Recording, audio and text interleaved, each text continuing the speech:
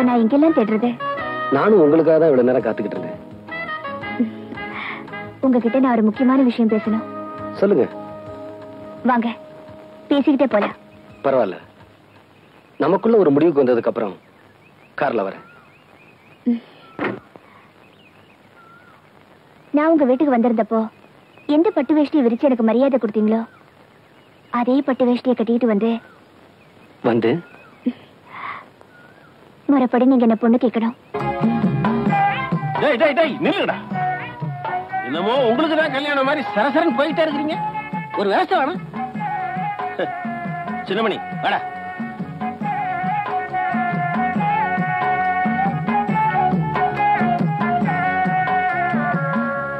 என்ன பாவா கதவு மூடி இருக்கு? அட தட்டினா திறந்துட்டு போகுது. சம்பந்தி சம்பந்தி சம்பந்தி. பாவா, மாமனார் வீடுன்னு ஆகி போயிருச்சு. அப்புறம் என்ன? டேய் அடிக்கடா அடிக்கடா.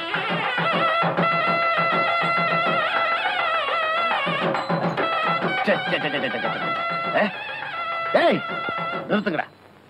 என்னையா மேலதாளத்தோட வந்திருக்கீங்க? நன்கொடை விடுமா? உங்களுக்கு விஷயம் தெரியாதுன்னு நினைக்கிறேன். தெரியாது. நாங்க முறைப்படி பொண்ணு கேட்டு வந்திருக்கிறோம். வாட் பொண்ணா? எந்த பொண்ணு? என்னங்க இது, உங்களுக்கு இருக்கிறது ஒரே பொண்ணு தானே? ஆமா, அததான் கேட்க வந்தோம். What nonsense you are talking. இந்த எக்ஸ் மேயர் செல்வதோர வீட்டுக்கு பொண்ணு கேட்டு படியேறி வரத்துக்கு என்ன தைரியண்டா உங்களுக்கு? போச்சுடா, இந்த ஆளு ஆவுன்னு அட்டாணியில இருக்கவானே. சின்னமணி, நான் கேட்கறேன்னு வருத்தப்படாத. நீ அந்த பொண்ணை பத்தி சொன்ன விவரம் எல்லாம் உண்மைதானாப்பா? நீங்க கேட்கறதுல நியாயம் இருக்குது பாவா. எனக்கு அந்த பொண்ணுக்கு இருக்கிற சிநேகிதம் இவருக்கு தெரியாதுன்னு நினைக்கிறேன். கொஞ்சம் இருங்க, தப்பா எடுத்துக்காதீங்க. கண்மணி, கண்மணி, கண்மணி. என்னப்பா? பாத்தீங்களா பாவா, பாத்தீங்களா பாத்தீங்களா? நான் சொன்னதை நம்ப மாட்டேன்னு சொன்னீங்களே, இப்ப என்ன சொல்றீங்க? நான் வர்றேன்னு தெரிஞ்சுதான் கண்மணி கல்யாண பொண்ணு மாதிரி வந்து நிக்குது. நல்லா பாருங்க பாவா. என்னமா இது? உனக்கு இவருக்கு பழக்கம் இருக்குன்னு சொல்லி ஊரையே கூட்டிக்கிட்டு வந்து கல்யாணத்துக்கு பொண்ணு கேட்டு வந்திருக்கிறான். எனக்கும் இவருக்கும் கல்யாணமா?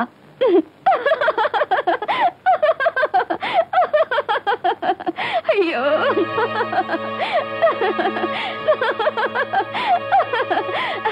நல்ல தமாஷு. கண்மணி, நேத்து என் கூட பேசி சிரிச்சதுக்கும் இப்ப சிரிக்கிறதுக்கும் நிறைய வித்தியாசம் இருக்கு. இவங்கெல்லாம் தப்பா எடுத்துக்குவாங்க. விளையாடாத கண்மணி. ஆமா, உன் கூட விளையாட நீ என் மாமா மகன், அதனால விளையாடுற.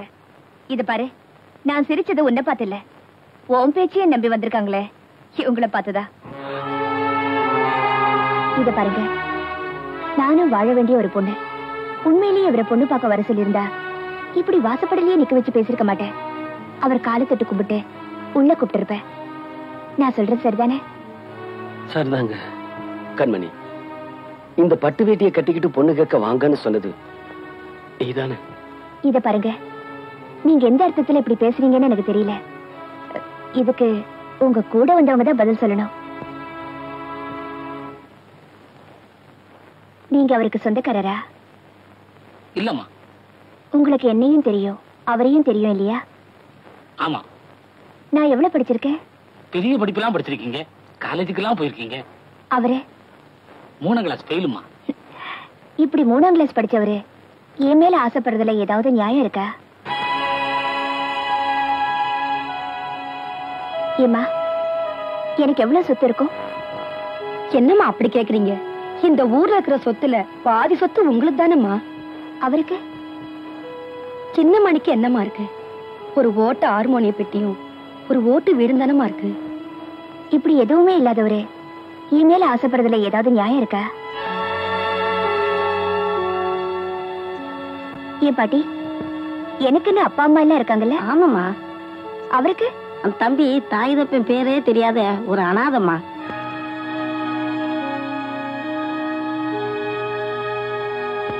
இப்படி அப்பா அம்மா பேர் தெரியாத ஒரு அனாதை என் மேல ஆசைப்படுறதுல ஏதாவது நியாயம் இருக்கா? இப்படி எந்த விதத்திலுமே நியாயம் இல்லாத ஒருத்தர் உங்களையெல்லாம் இங்க கொண்டு வந்து நிப்பாட்டி இருக்காரு. இனிமேலும் நீங்க எல்லாம் இங்க நிக்கிறதுல ஏதாவது நியாயம் இருக்கா?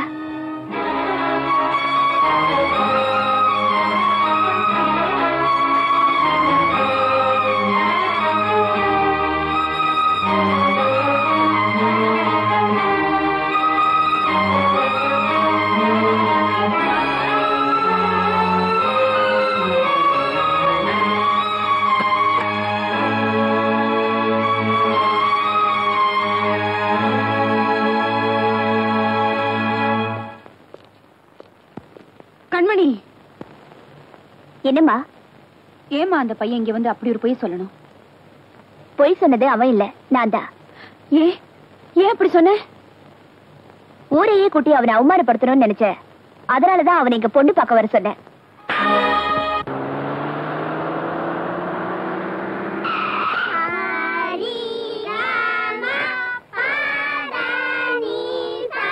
எங்க அம்மா கிட்ட அடி வாங்க வச்சல, இனிமே நீ பாட்டே சொல்லி தரக்கூடாது.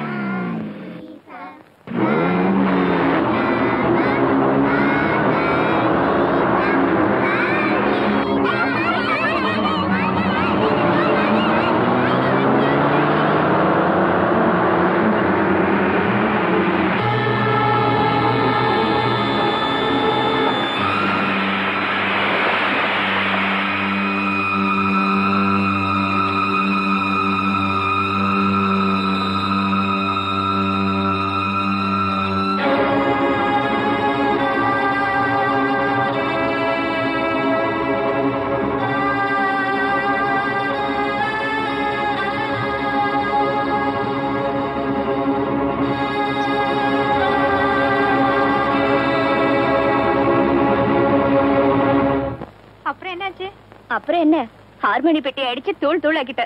இனிமே அவன் நம்ம பிரச்சனைக்கே வரமாட்டான்.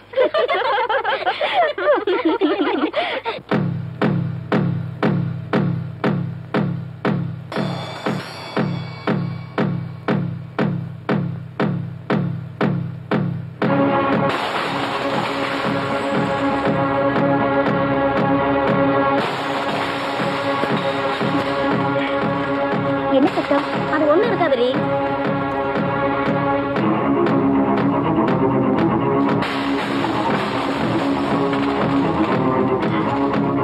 இருங்க வர.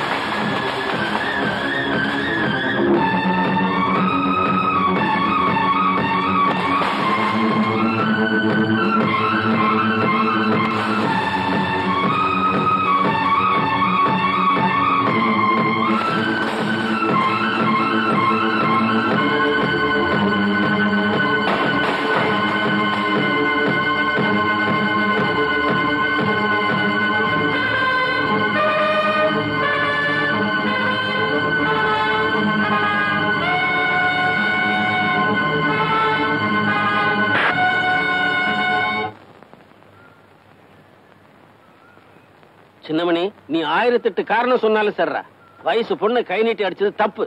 பஞ்சாயத்துல நீ மன்னிப்பு கேட்டே ஆகணும். பாவா, தயவு செஞ்சு இந்த விஷயத்துல நீங்க தலையிடாதீங்க. அவ தப்பு பண்ணா, அவளை நான் அடிச்சேன். இதுக்காக எவங்கிட்டையும் நான் மன்னிப்பு கேட்க தயாரா இல்ல. டேய், உன் பிரச்சனையை நீ சொல்லிட்டே இல்ல. இந்த ஊருக்குன்னு ஒரு கட்டுப்பாடு இருக்குது, அதுக்கு நான் கட்டுப்பட்டே தீரணும். உனக்கு பதிலா நான் அடி வாங்குறேன்டா. பாவா, இந்த பிரச்சனைய நானே தீர்த்துக்கிறேன்.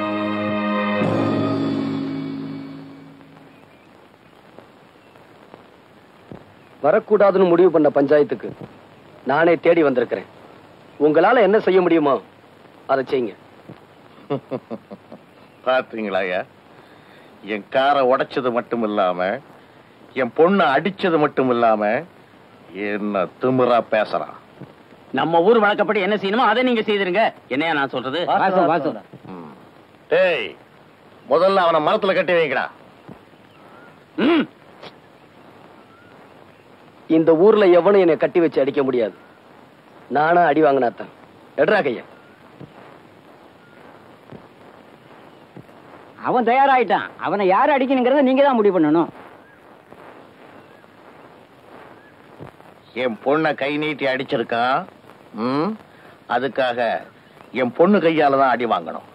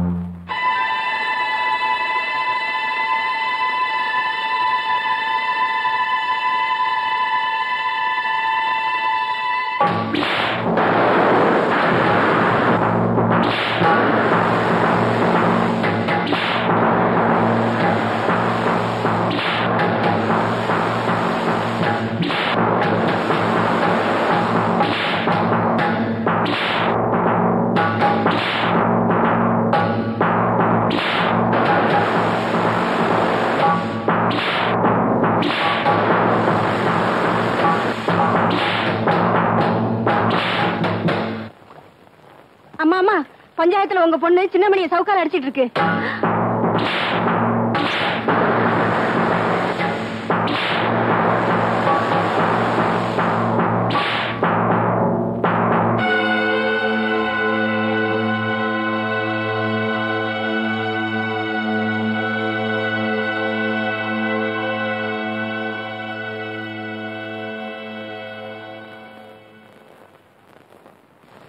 ஆத்திர அடங்கிருச்சா? இந்த ஊரே பாக்குற மாதிரி என்னை எப்படி அவமானப்படுத்தணுமோ அத நீ செஞ்சிட்ட. இதே ஊர் பாக்குற மாதிரி நான் என்ன செய்யணுமோ அதையும் செஞ்சிடறேன்.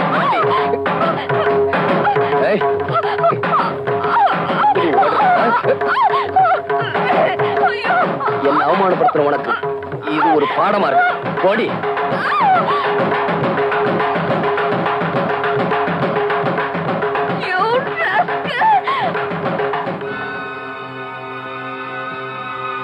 ஒரு பொண்ணுக்கு ஒரு தடவை தான் கழுத்துல தாலி ஏறணும்.